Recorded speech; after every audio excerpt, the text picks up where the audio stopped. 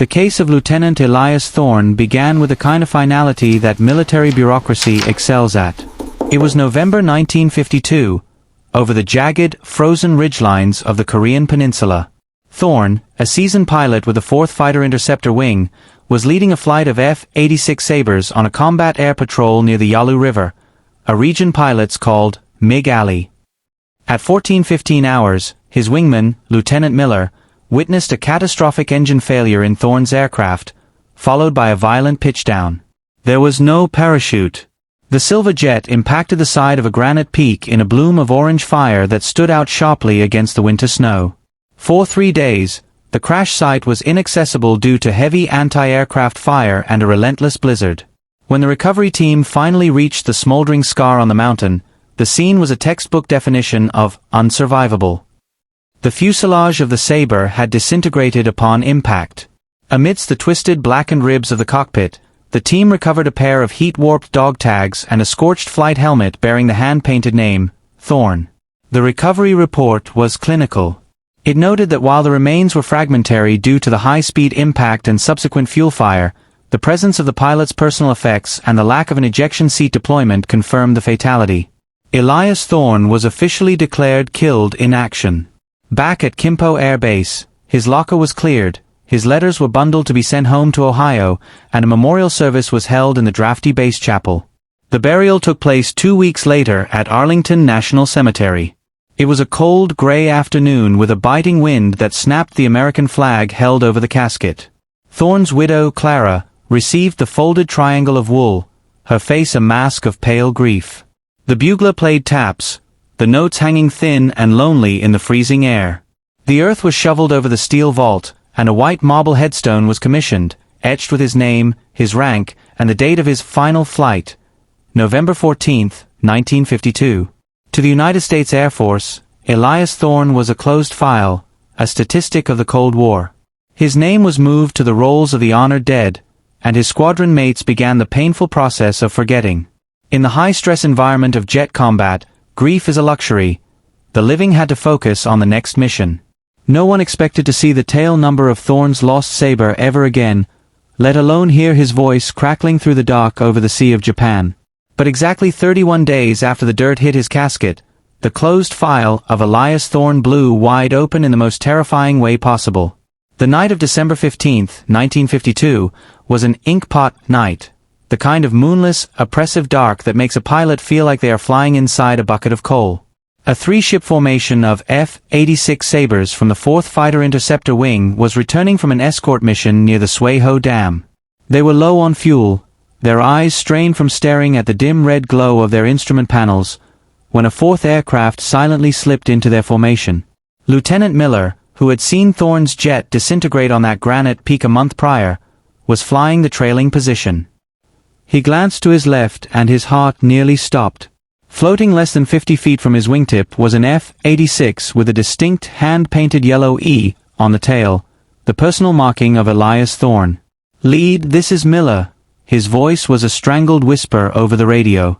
"We've got a joiner on my port side. He's flying Thorne's tail number 397. The formation lead, Captain Harrison, banked his jet to look back. The landing lights of the formation caught the silver skin of the intruder. There was no mistaking it. It wasn't just the plane. The pilot was sitting upright, his head turned toward them. Through the cockpit plexiglass, illuminated by the ghostly green backlighting of the intruder's own instrument panel, was the unmistakable profile of Elias Thorne. He wasn't wearing an oxygen mask. He was looking directly at Miller, his face pale and expressionless, his eyes reflecting the stars like 2 pieces of glass. "Elias." Harrison's voice cracked over the tactical frequency.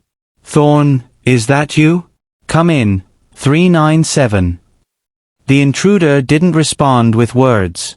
Instead, the pilot raised a gloved hand in a slow, mechanical salute, the exact, idiosyncratic way Thorne used to signal his wingman before breaking formation.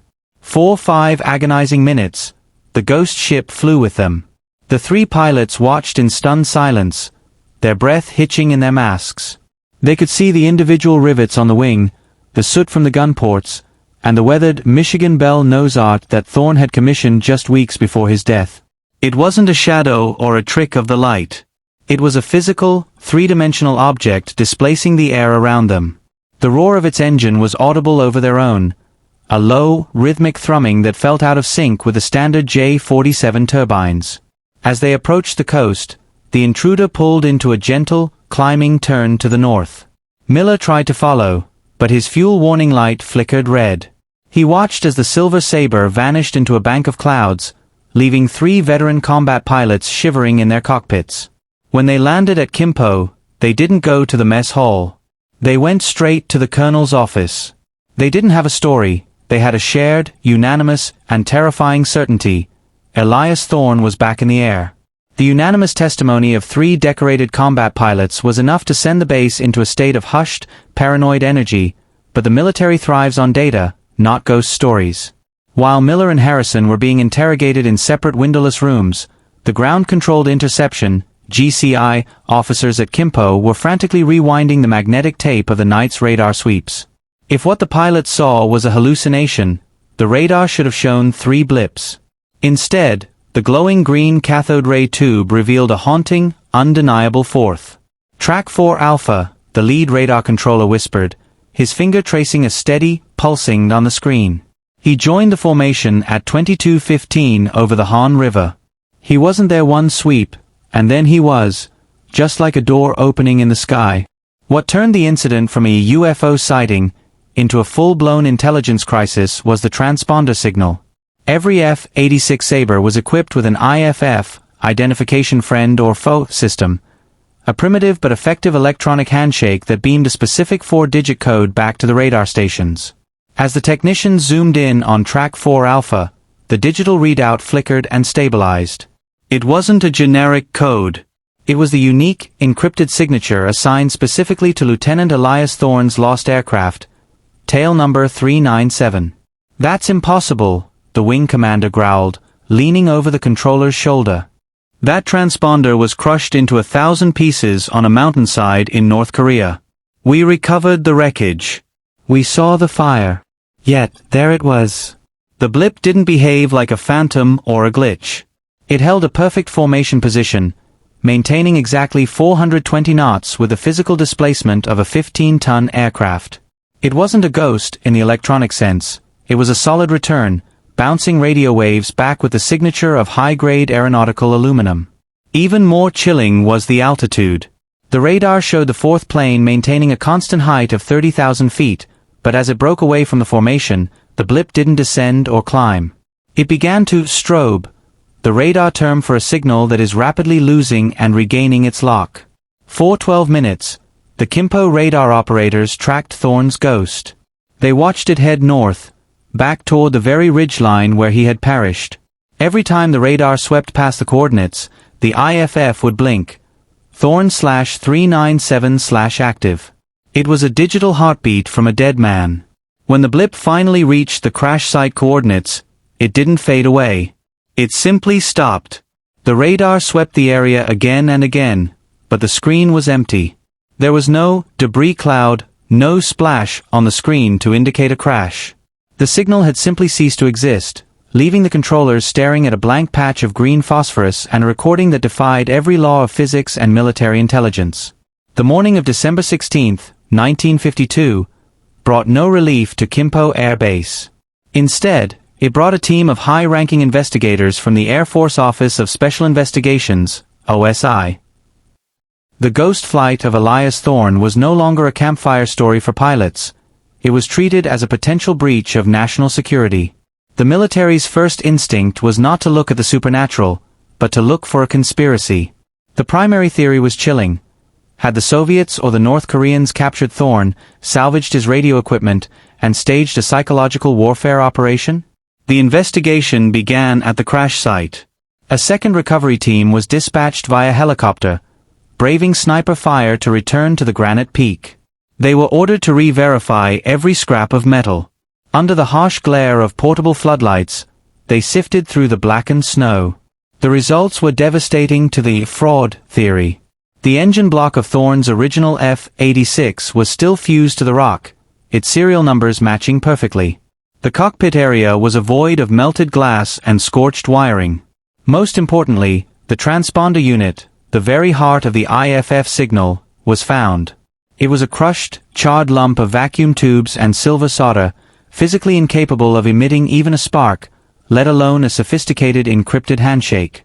If the real transponder is here, sitting in the mud, the lead investigator noted in his log, then what was screaming Thorn at the radar towers last night? The investigators then turned to the pilots. Miller, Harrison, and the third wingman were subjected to grueling, 12-hour interrogations. They were tested for hypoxia, carbon monoxide poisoning, and combat fatigue hallucinations. Their flight logs were scrutinized for discrepancies. But the men held firm. Their descriptions of the Michigan Belle nose art and the specific mechanical salute were too consistent to be a mass delusion. Furthermore, the radar tapes from the GCI station were sent to Tokyo for forensic analysis. The experts there confirmed the tapes had not been tampered with. The fourth blip was a solid, physical return. The investigation hit a brick wall when they looked into the possibility of a decoy aircraft. To mimic a Saber's radar signature and transponder code, the enemy would have needed a captured F-86 in perfect flying condition, along with the highly classified encryption keys that were changed weekly. Even then, no pilot, Soviet or otherwise, could have perfectly mimicked Thorn's idiosyncratic flying style, which Harrison described as leading with a heavy left wing, a trait the ghost ship had displayed during the 5-minute formation flight. By the end of the week, the OSI file was thick with technical data but void of answers. They couldn't prove it was a ghost, but they had definitively proven it wasn't a man, a machine, or a lie. The pilot who appeared twice was becoming a haunting anomaly that threatened to undermine the rational foundation of the entire Air Force Command.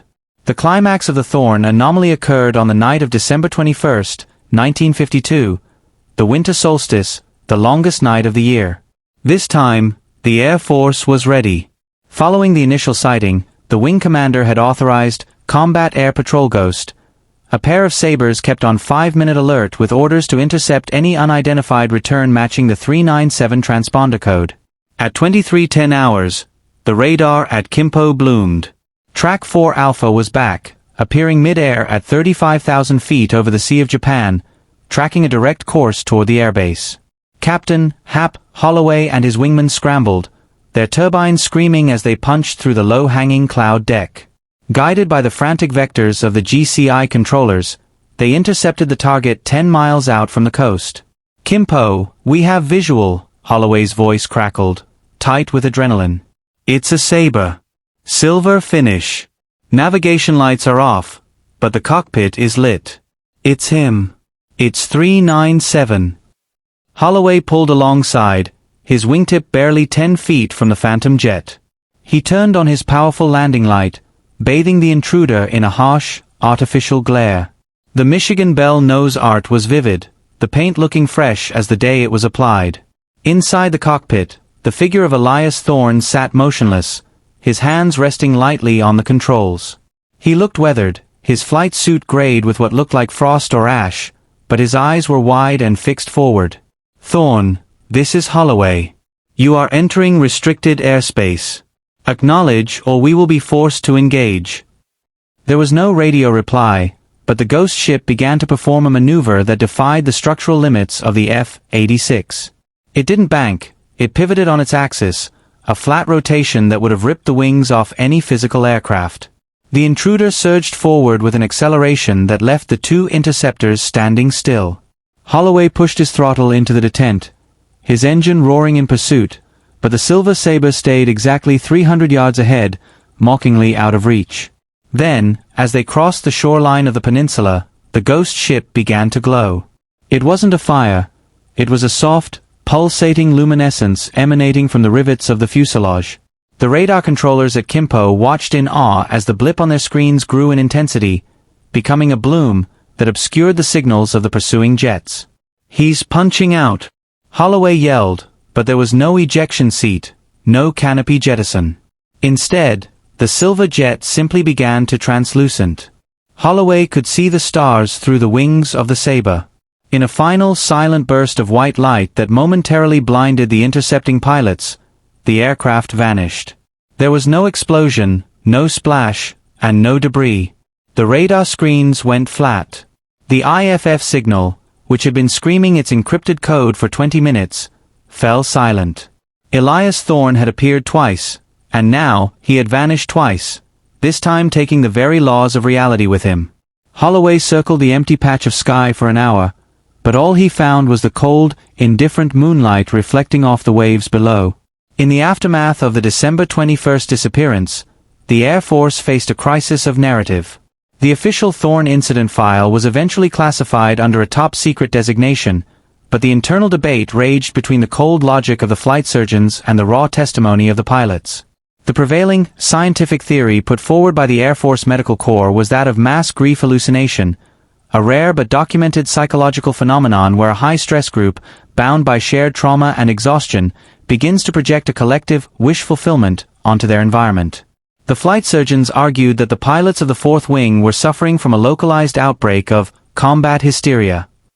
They suggested that Miller, having witnessed the initial crash, had subconsciously seeded the idea of Thorne's return into the minds of his squad mates. In the sensory deprivation of a night flight, where the horizon disappears and the brain struggles to interpret dim lights, the surgeons claimed the pilots had collectively hallucinated the Silver Sabre and the Michigan Belle nose art. They pointed to the uncanny nature of the sighting, the lack of an oxygen mask, the frozen expression, as proof that the pilots were seeing a mental construct rather than a physical man. Grief is a powerful lens, one psychiatric report noted. To these men, Elias Thorne wasn't just a pilot, he was the soul of the squadron.